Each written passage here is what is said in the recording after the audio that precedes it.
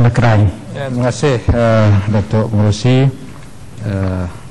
Saya ingin menyentuh program 7 bagi Kementerian Perdagangan Antarabangsa dan Industri ini, iaitu Pembadanan Pembangunan Perdagangan Luar Malaysia (MATRID), yang mempunyai objektif yang sungguh baik, iaitu meningkatkan profil pengeksport Malaysia di pasaran luar negara, menyebarkan maklumat pasaran tepat pada masanya untuk membantu syarikat Malaysia berdaya saing di pasaran luar negara, menemukan syarikat Malaysia kepada pengeksport luar negara yang mencari pembekal barangan Malaysia, dan mengendalikan aktiviti mempromosi ekspor barangan Malaysia di pasaran antarabangsa. Selain daripada itu, saya yakin kementerian ini juga melakukan peranan yang penting untuk menarik pelabur-pelabur asing masuk ke Malaysia melalui rombongan-rombongan perdagangan yang dibuat banyak kali dengan menampilkan rombongan-rombongan yang berprofil tinggi bagi memastikan Malaysia diterima sebagai pusat pelaburan yang hebat. Dan kemudian lanjutan daripada itu, di bawah kepala 07000 MATRID diberikan atau diperuntukkan 142.6 juta untuk aktiviti mereka. Ini satu jumlah yang besar.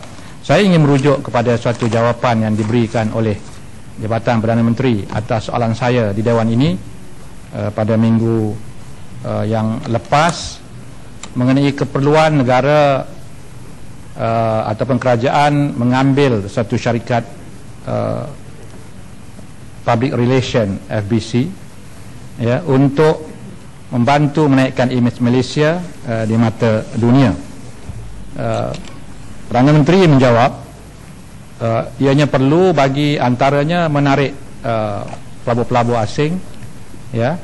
Dan apabila saya mengemukakan pertanyaan, apakah peranan yang dibuat oleh misi-misi perdagangan kita, oleh wakil-wakil perdagangan kita di pejabat-pejabat MATRID misalnya di luar negara, bersama juga dengan wakil-wakil kedutaan kita di luar negara yang diamanahkan untuk membawa suatu imej dan memberikan keyakinan kepada pelabur asing kepada Malaysia. Maka jawab Menteri, dan ini kita harus ambil, MITI harus ambil perhatian, ya. Saya mahu mempercayai bahawa jawapan Menteri itu tidak betul, ya. Tetapi kalau betul, maka tempelaknya jatuh ke atas MITI, kerana dikatakan kaki tangan yang berada di pejabat-pejabat dagangan kita di luar negara tidak mempunyai kemampuan, ya, untuk melaksanakan tanggungjawab membawa pelabur ini.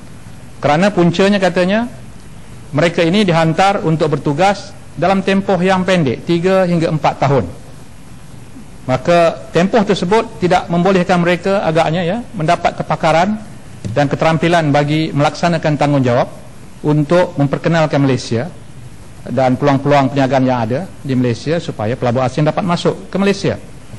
Jadi apa pandangan Menteri MITI dalam hal ini, kerana ianya memberikan satu gambaran bahawa kehadiran wakil-wakil dagang kita di luar negara tidak efektif, tidak berkesan, ya, malah memerlukan pengambilan pihak-pihak lain termasuk public relation company bagi menaikkan imej. Dan sebagai gambaran kejayaan public relation company ini, dikatakan pelaburan kita meningkat atas usaha tersebut. Apakah ini benar? Apakah MITI mahu mencabar pandangan ini dan mengatakan bahawa ianya hasil kerja daripada kementerian sendiri dan bukannya daripada syarikat public relation tersebut?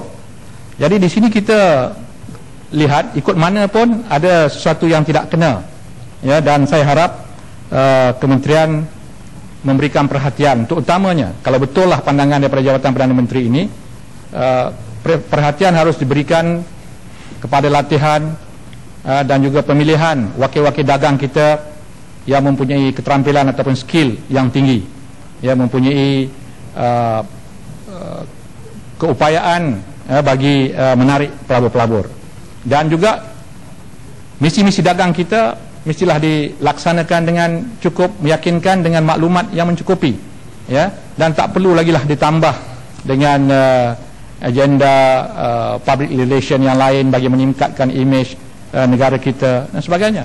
Kalau misi dagang kita ini sudah cukup baik, menepati tanggungjawabnya, saya rasa kita boleh menyerahkan tanggungjawab yang berat ini kepada MITI.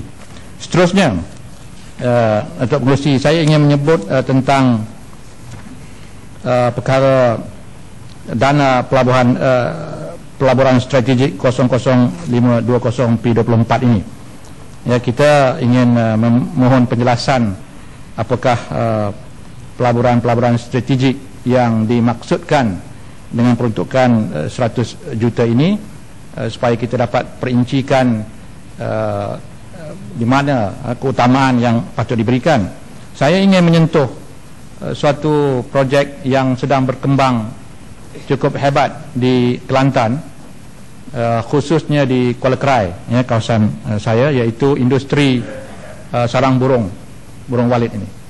Ianya sudah menjadi suatu industri yang cukup berkembang dengan begitu ketara di Kuala Krai. Dan dikatakan Kuala Krai merupakan kawasan yang kedua paling hebat selepas Setiawan di Perak, ya. Jadi ini memberi makna bahawa di sana ada suatu pasaran sarang burung yang besar yang perlu ditangani oleh kita di Malaysia, iaitu di negeri China, ya.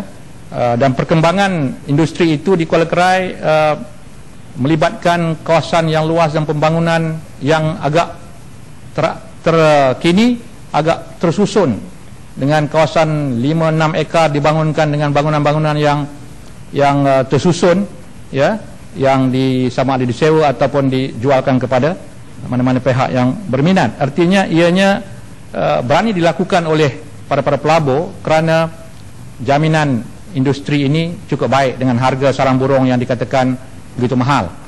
Malangnya mutakhir ini kita dimaklumkan harga sarang burung ini sudah jatuh.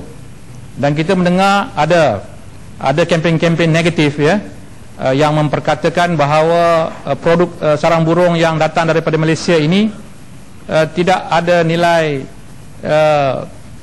kesihatan ke atau apa-apa yang baik yang dicari oleh peminat-peminat sarang burung.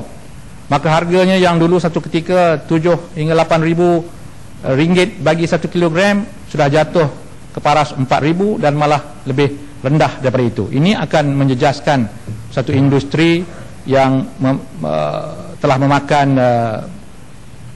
pelaburan yang agak besar bagi pemaju-pemajunya. Ini berpunca daripada, saya yakin, kerana tidak ada satu kawalan dalam memproduksi sarang burung ini. Kita dimaklumkan terlalu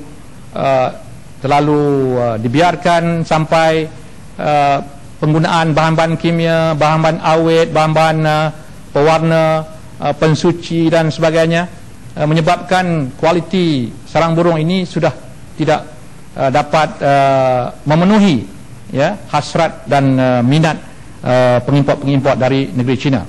Jadi saya nak menyarankan, walaupun ini mungkin industri yang agak tidaklah strategik macam industri IT ke ataupun yang lain, tetapi ianya kalau dikembang dan dijaga dengan baik boleh menjadi suatu industri yang memberikan hasil yang lumayan kepada negara kita ini.